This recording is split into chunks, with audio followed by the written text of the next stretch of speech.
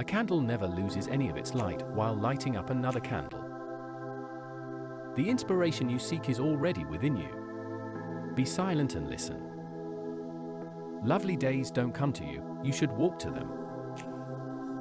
Whenever you are alone, remind yourself that God has sent everyone else away so that there is only you and Him.